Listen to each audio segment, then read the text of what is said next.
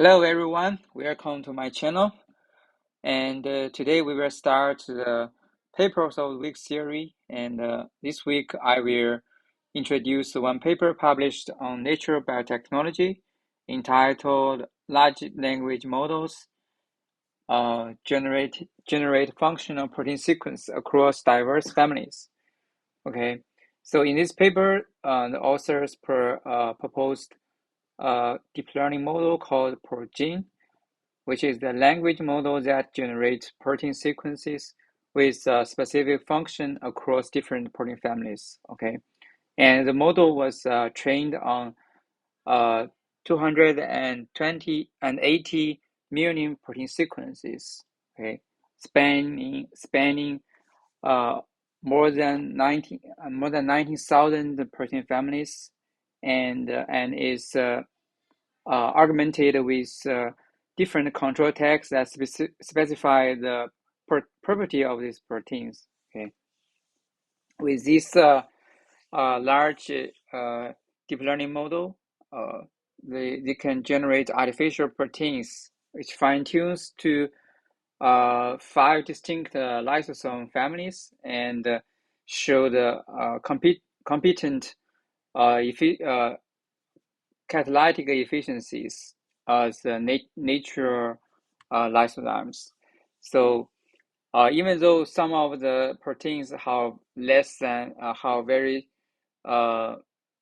small, very distinct from natural proteins from at the global sequence level, but they still have the enzyme activity. Okay, so before we start, before we go into the paper, I would like to introduce a large language model first. So this is so the large language model is a type of artificial intelligence system which was trained on a vast amount of text data. Okay, and then you can generate natural language response to a wide range of inputs.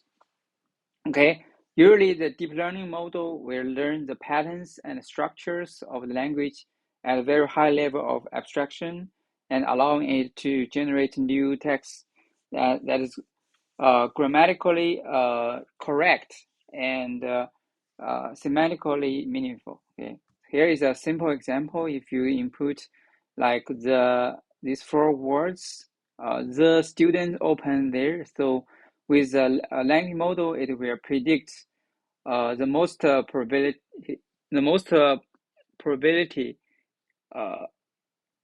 the words that has the most highly probability to appear as this as next to this 3 words to the sentence to get a complete sentence. Okay, so the books so is the most highly chance of a highly chance. Okay, right now the most well-known large language model is called is a GPT-3. Okay, so it's developed by OpenAI, and right now everybody knows this ChatGPT as a chatbot, right? So it is also a large language model. Okay, it was trained on a master amount of text data, including books, articles, and websites, and can generate a response to a wide range of prompts, such as questions and other writing prompts, and even the computer codes. Okay, so with this, we will come back to this paper. With normal English language model. So if you give it input control text, like for example, the politics, it will output English sentence that belong to this category. Okay, for example, if you input sports, then it may generate like a sentence related to sports. Okay, the Red Sox defeated the Yankees at Fenway.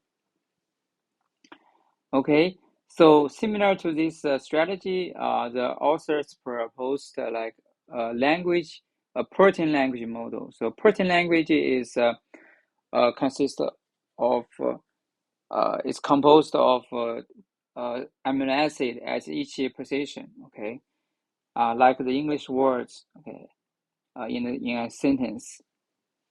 So with a control text, determines the function of these proteins. For example, immunoglobulin and phage lysozyme. Okay, with this control text, it can generate the sequence of the protein that has specific function or belongs to this specific protein family. Okay. Coming back to the to these details of the models, they collected 280 million protein sequences. So these are natural proteins, and spanning over 19K PFAM families. Okay, so these proteins are used as a training set, and especially specifically this study we are focused on the lysozyme family for further validation. So they have these lysosome have 5 PFAM families and 56K thousand sequences. Okay, so this was used as a further fine tune of the model. And with this, we will generate the artificial proteins of protein family F. So the family F is used as a control tag. Okay. In this figure, shows the architecture of the deep learning model for the protein sequence generation. Okay, usually the input it contains a control tag. So control tag determines the protein family you want to generate, and the amino acids. Okay, the amino acid the first place, second, third. So with this transformer decoder, so this is a detailed architecture of the decoder, and it will predict the most probability for the next amino acid. Okay, and by this iterative prediction of the next amino acid, they were trained with the negative log likelihood minimization process.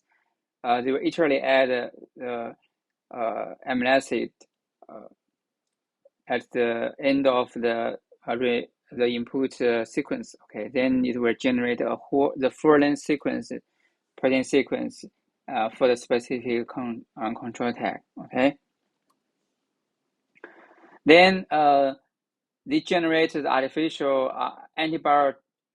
bacteria protein, also the lysozyme protein, using the protein.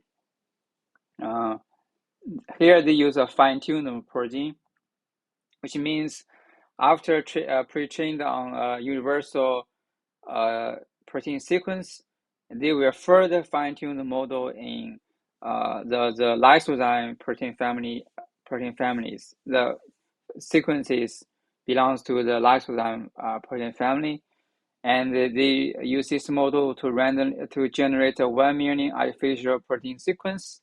So this sequence was further ranked with 3 different metric scores. So one is a fine-tuned protein log likelihood score. So which means if the score is smaller, that means it's more close to the training set. So that means it will have higher chance this protein have the lifetime function. And the adversarial discriminator, which is a score determining whether this protein is a real one or it's just a random amino acid sequence. Okay, and this is a sequence alignment with natural proteins. So with this, they will categorize the candidates into low similarity to the natural protein, middle, medium, and large. And also with sequence select for high DISC score and high LA score. By this, we can select multiple protein sequences belong to different categories. So here is the distribution of max ID with any known nature protein for the 1 million artificial protein sequences. Okay, you can see most of them have higher identity with nature proteins, but still they can generate some protein sequences with lower sequence similarity to the nature protein.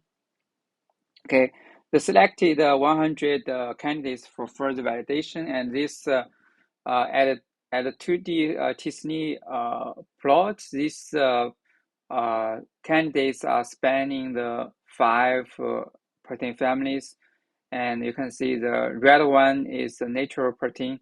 So these are 5 clusters. That means 5 protein families in lysosome family. Okay, and the blue dots are the artificial protein. You can see at each protein cluster, at each protein family, there are some artificial ones. So that means it can span all the protein families. So this is the conservation plot. That means if the score is higher, that means at this position, the protein is conserved across different homologs. And we can see actually the artificial protein how very similar conservation pattern compared to the natural proteins. That means the ProGen can generate protein sequences that can capture the most conserved patterns in this protein family. Okay, and with this, they further synthesize the protein sequence, synthesize the protein from DNA, and then translate in vitro and purify the protein and do the assay to measure its function. Okay, generally this synthesized protein sequence can express very good with overall 72% artificial protein can are highly expressed. This is comparable, similar. The expression rate of this artificial protein are similar, are equal to the natural one. So with random selected 100 nature proteins, they are only how 72% are highly expressed. Okay, so these are the percentage of expressed proteins at each category with different sequence similarity to its nearest natural protein. Okay. So then they measured the activity of these proteins. You can see the use of fluorescence as a measurement. This is fluorescent assay. Okay. The HIN-egg white lysozyme is as a positive control, and the negative control is a biotin. And you can see majority of the artificial proteins have a certain activity, and some of them are compatible to the negative positive controls, and some are even surpass it. And they use a 3 standard deviation to the negative control as to determine whether it is functional or not functional. Okay, so like at different for different protein families, the artificial protein have similar or higher functional percentage with of functional proteins. Some of them are surpass 80%.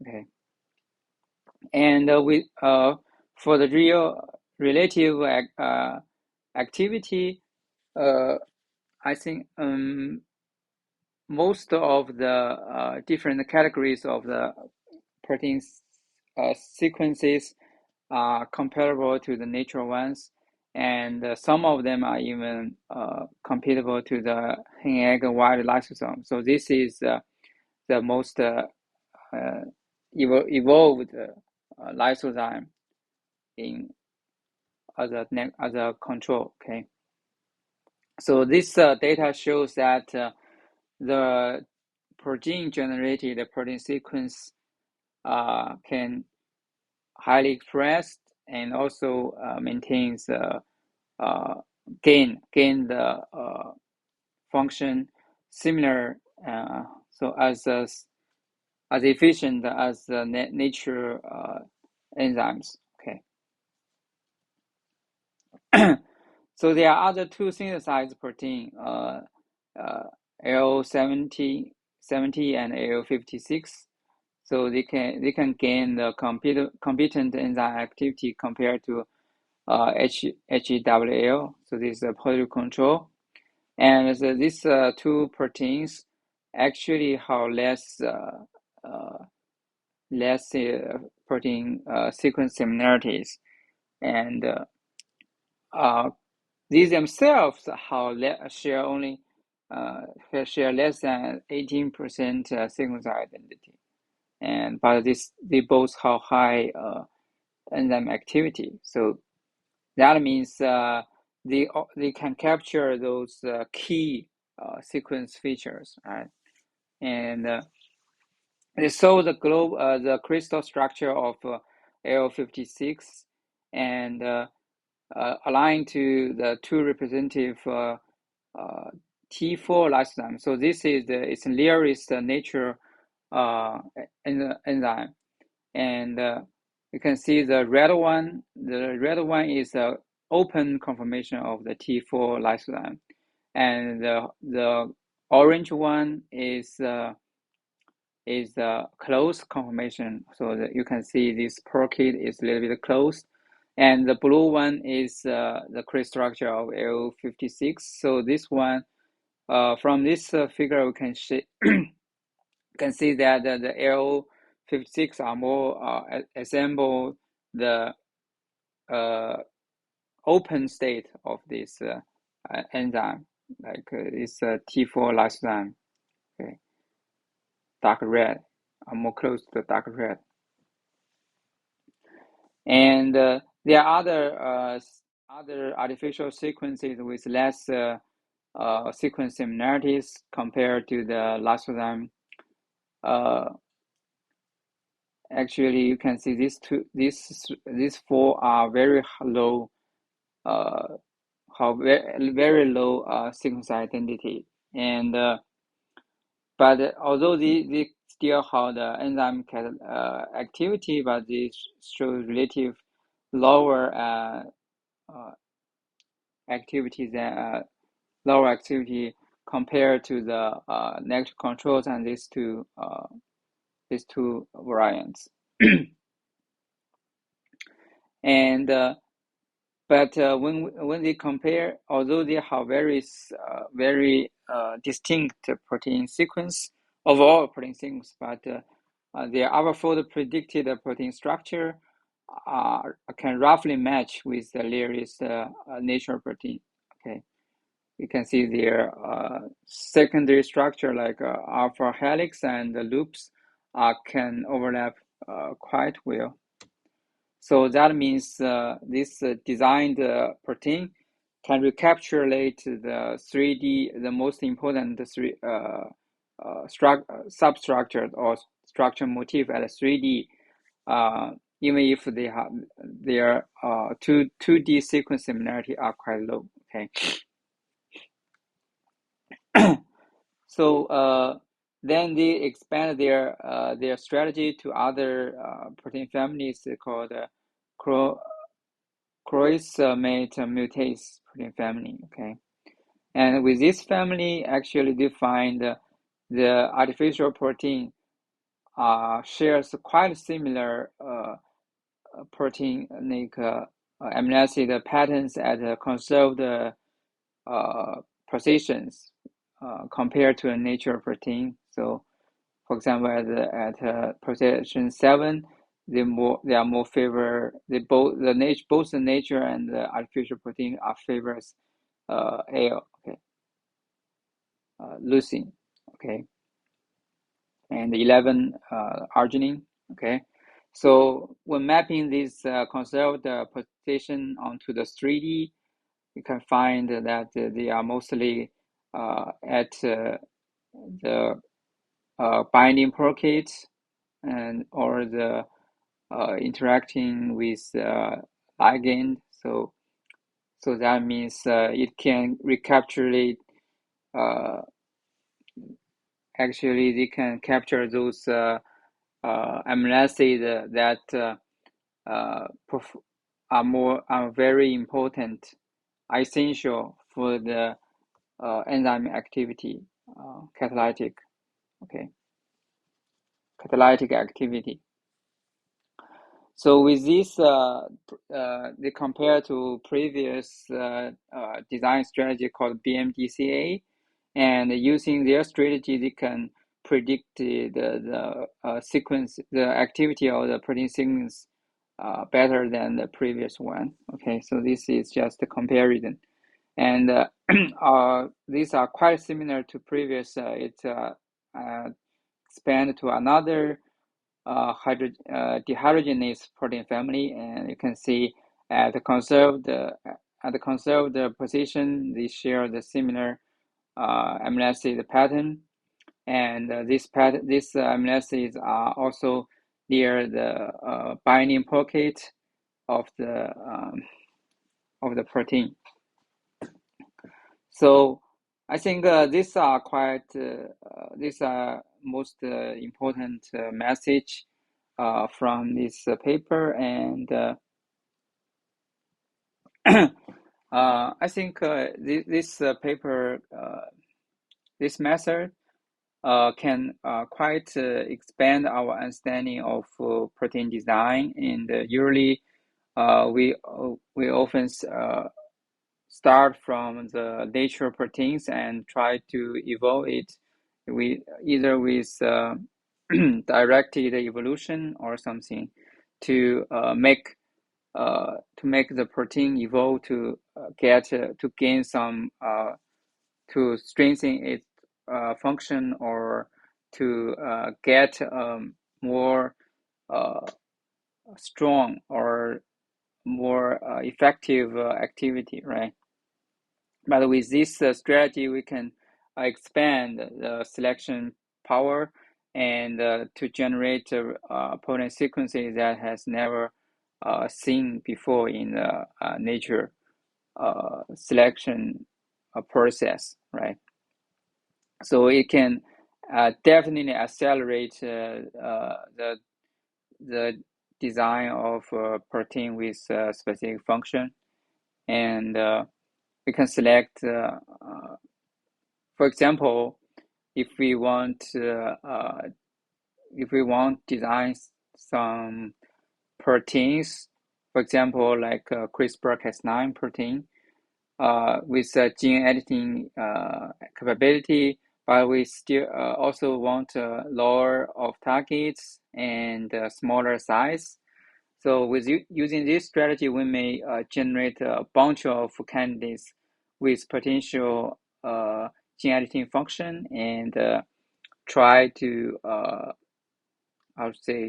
get the most optimal candidates. Okay. Previously, people used mainly protein engineering approach to make the Cas9 protein smaller, and to have lower efficiency, to have lower off-target effects, etc. I think they provide another strategy to how more the selection, how higher selection power and more space to select the protein sequence we want. Okay. Then how do you think about this paper? And let me know about your thoughts and any ideas are welcomed, and for we can discuss further, and you can comment below. So if you like what you see in this video, don't forget to like the video and smash the subscribe for more videos to come. And okay, today is Friday, and I hope you guys have a wonderful, happy weekend. Okay, then I will see you next time. Bye bye.